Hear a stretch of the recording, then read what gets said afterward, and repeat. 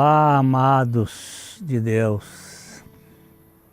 É sempre uma grande alegria a gente estar em contato com vocês aqui através do nosso programa, o nosso Café e Fé.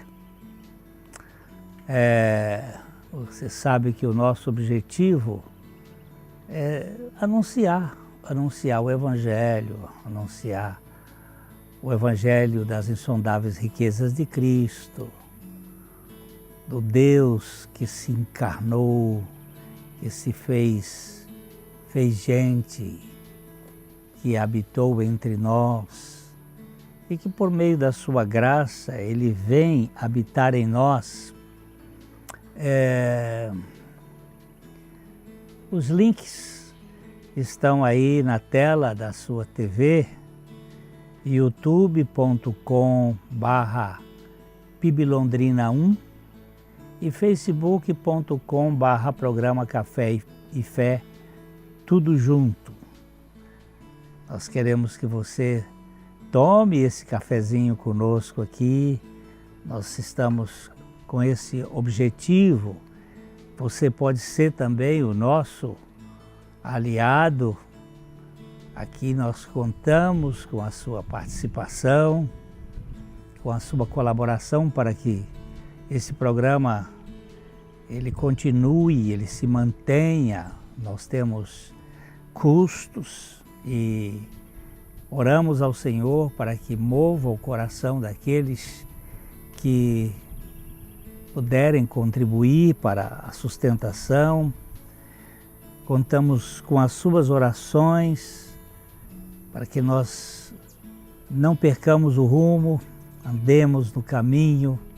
Temos recebido algumas palavras do que Deus tem feito em vidas e que você divulgue para que o programa alcance um público cada vez maior para a glória de Deus.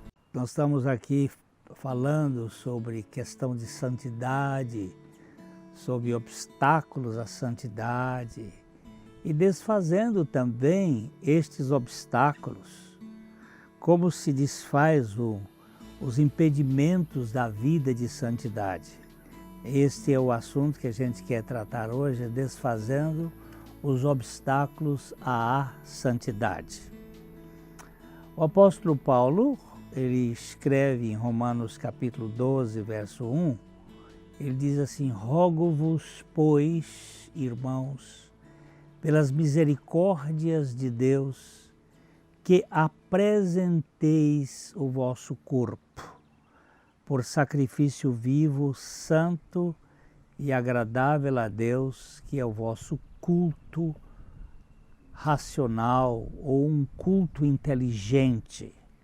Ele está suplicando aos irmãos de Roma que tenham em consideração as misericórdias de Deus para poder apresentar um culto como sacrifício vivo, um culto que seja santo e um culto agradável a Deus.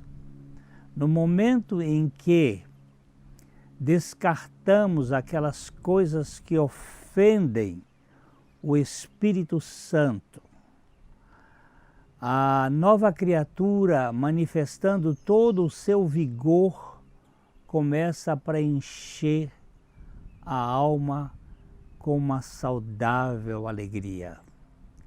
Quando nós descartamos o pecado que tão de perto nos assedia, e também nos entregamos e consagramos inteiramente ao Senhor,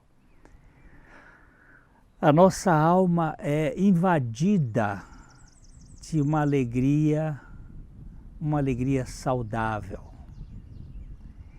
E então nos tornamos prontos para agradavelmente obedecer à exortação do apóstolo. O crente agora está pronto para apresentar o sacrifício vivo. Em Cristo e por Cristo, ele está judicialmente completo diante de Deus. Mas o apóstolo está exortando o crente a fazer em sua vida aqui na terra o que Cristo faz com ele no céu. Ele tem que ser um ato pessoal e voluntário, uma completa rendição de si mesmo a Deus, de espírito, alma e corpo. E precisamos integralmente ser participante desse sacrifício santo e aceitável a Deus. Como é que isto pode acontecer? Ele não tem santidade em si mesmo. O crente não tem santidade em si mesmo. Nós não somos santos.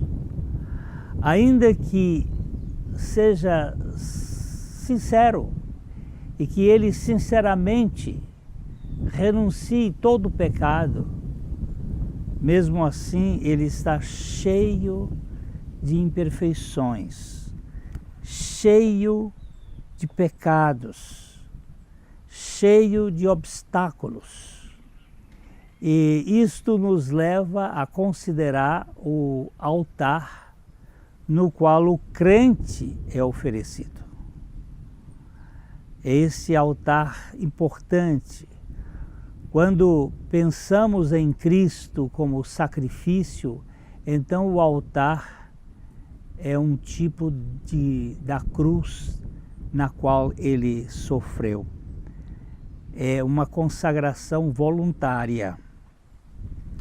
Mas, quando pensamos no crente como uma oferta, o altar é o próprio Cristo. É o Cristo que vai manifestar a sua vida em nós. Cristo, como oferta pelo pecado, é o nosso substituto. Lá ele está sozinho, em termos físicos, ele está morrendo em nosso benefício.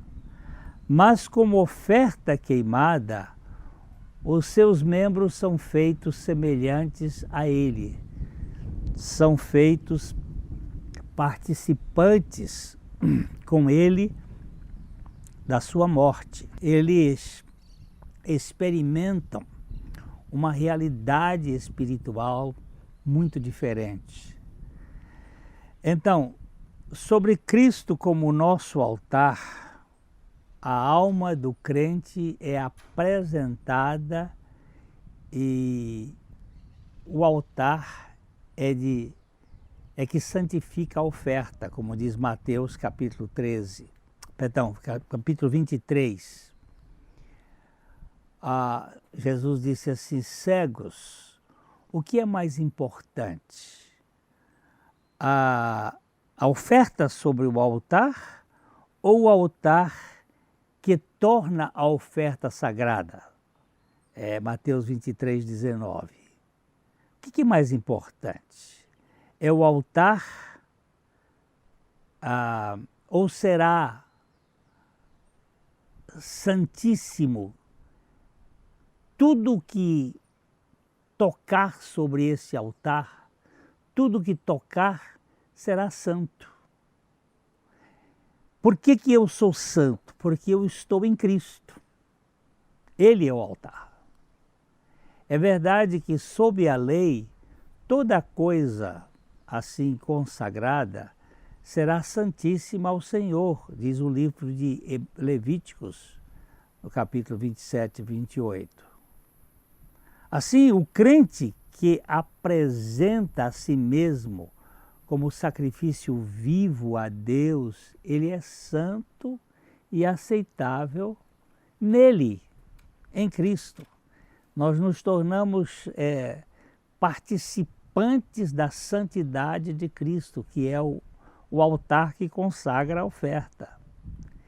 em razão dos méritos infinitos e das gloriosas perfeições do divino altar no qual ele é oferecido, nós recebemos esta característica da santidade de Deus.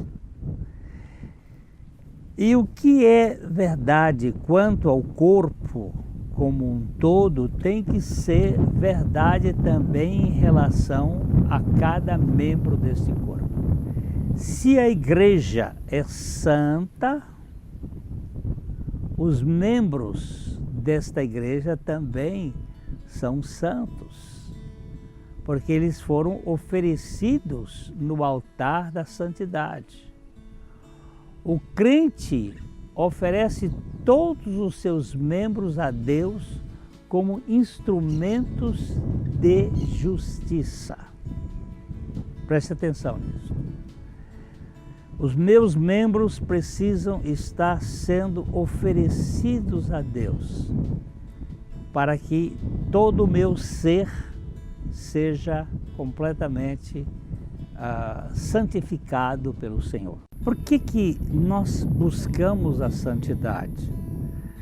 Porque Jesus se ofereceu em nosso favor, em nosso benefício, para nos tornar santos, mas ele também como altar do sacrifício, ele nos incluiu nele. Nós vimos ali que Jesus fala em Mateus 19, que o altar, tudo que toca no altar se torna santo. E se nós estamos nele, a santidade de Cristo, ela se manifesta em nós. Cada um de nós agora experimenta desta santidade de Cristo. Então, quando o apóstolo fala que nós devemos oferecer os nossos corpos por sacrifício vivo, santo e agradável a Deus, que é o nosso culto racional, isto é um oferecer a Deus, os membros a Deus, como instrumentos de justiça, como ele vai nos dizer em Romanos 6,13. Todo instrumento plenamente separado do pecado, ele é agora dedicado a Deus e ele experimenta da santidade de Deus. Os olhos, os ouvidos, a boca, as mãos, os pés, são todos postos no altar de Deus, dentro da perspectiva da vida de Cristo. E neste ponto, os nossos olhos agora precisam ter esta consciência da consagração, não é? Nossa mente, eu olho as coisas com uma pureza promovida pelo próprio Cristo, não aquela coisa das ambições da carne, não aquele sentimento dos desejos carnais, mas de uma consagração, as mãos serem mãos que possam tocar e abraçar e não abusar, que possam afagar alguém que sofre e não maltratar. Isto aqui tem a conotação da santidade de Deus. Cristo nos comprou e nos redimiu, por isso não somos mais de nós mesmos, nós somos dele e vivemos para ele. As nossas mãos são as mãos de Cristo, os nossos pés são os pés de Cristo. Ele agora mora em nós pelo seu Espírito. E nós precisamos ter a consciência e nos render a Ele, render inteiramente a Ele. Permita que Ele não somente esteja com você, mas que Ele viva em você, que Ele viva a vida interna em você, a vida dele se manifestando profundamente em seu interior. É isto que nós precisamos experimentar. Permita que Ele olhe com os olhos dele, que você veja as coisas com o olhar de Cristo, que você fale com os seus lábios, que você trabalhe com as suas mãos, que você ande com os seus pés.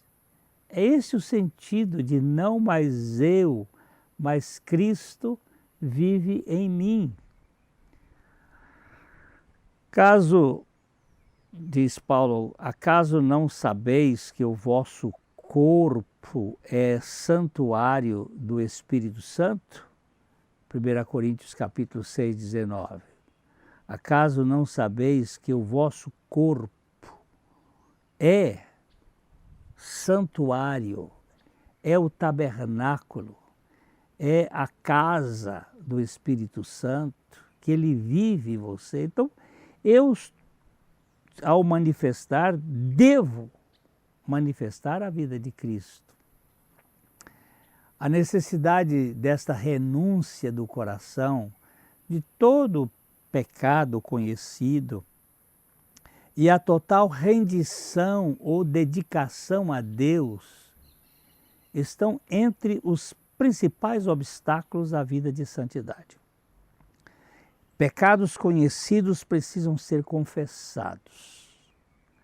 E pecados ocultos nós precisamos orar ao Senhor pedindo a que Ele revele, que Ele mostre a nós esses pecados ocultos que precisam ser tratados e confessados e libertos pela obra de Cristo. E também a rendição e a dedicação das nossas vidas a Ele, para vivermos para a sua glória. Para Cristo poder viver em nós, nós precisamos, antes de tudo, de termos morrido com Ele. A morte dele, de fato, foi e deve ser considerada a nossa morte. E a vida dele, a nossa vida. Só quem morreu com Cristo para o pecado pode ter espaço para a vida ressurreta em seu novo ser. A vida ressurreta não entra se a vida para o pecado não saiu. Só aquele que tem a vida ressurreta pode abandonar o pecado que ainda se insinua em nosso modo de viver, no seu modo de viver. Isso tem que estar bem caracterizado dentro de nós. Apenas aqueles que confessam o pecado e o deixam podem se dedicar totalmente ao Senhor. Porque se houver um pecadinho que seja, por menor que seja, ele vai contaminar. Uma bactéria só que fique na mão do médico ao entrar no centro cirúrgico pode ser fatal. Então nós precisamos entender que essa limpeza tem que ser feita de maneira muito radical pelo Espírito Santo. A santidade não é um jogo de xadrez que se perdem algumas peças para poder dar o checkmate. Na santidade nós perdemos tudo o que é nosso para ganhar tudo o que é de Cristo. É assim mesmo. Nós temos que perder a nossa vida para ganharmos a vida de Cristo. A vida santa não é a evolução do Adão, mas a sua morte com Cristo e o implante da vida de Cristo em nosso interior. Isto que é santidade. Então, santidade não é algo para ser meramente almejado, esperado e pelo qual devemos simplesmente nos empenhar, mas para ser alcançada uma vida possível aqui na Terra, um caminhar para ser realizado no dia a dia, e isto é através da vida de Cristo. Existem muitas coisas para nos encorajar em nossa aspiração por uma mais completa conformidade a Cristo. Nós precisamos ser conformados com a imagem de Cristo. Há o propósito de Deus em nós, de Deus em nos ter escolhido, o desígnio de Cristo em morrer por nós, a obra do Espírito Santo em nos reavivar. O Pai nos escolheu, o Filho morreu em nosso favor, o Espírito Santo nos deu a vida, podemos esperar andar em santidade, por quê? É para este caminhar que Deus nos escolheu em Cristo Jesus. Isto é maravilhoso. Em Efésios capítulo 1, verso 4, a palavra de Deus diz, assim como nos escolheu nele, isto é, em Cristo, o Pai nos escolheu em Cristo, antes da fundação do mundo, para sermos santos e irrepreensíveis perante Ele, e em amor nos predestinou para sermos conformados à imagem do seu Filho. Ele nos elegeu, o Pai nos elegeu, desde o princípio para a salvação, pela santificação do Espírito e fé na verdade, diz-nos o apóstolo Paulo em 2 Tessalonicenses 2, 13. Pois somos, diz Efésios capítulo 2, versículo 10, pois somos feituras dele, do Pai, criados em Cristo Jesus para as boas obras, as quais Deus de antemão preparou para que andássemos nelas. Que tal? Este é o projeto de Deus para você e para mim. Uma santidade que não vem de nós, mas foi adquirida pela obra de Cristo e imputada a nós pela justiça de Cristo e nos dada pela obra do Espírito Santo a caminharmos no viver cristão, que é Cristo em mim, a esperança da glória. Um abração para você e até o nosso próximo programa, se o Senhor assim permitir. De coração para coração. Até lá.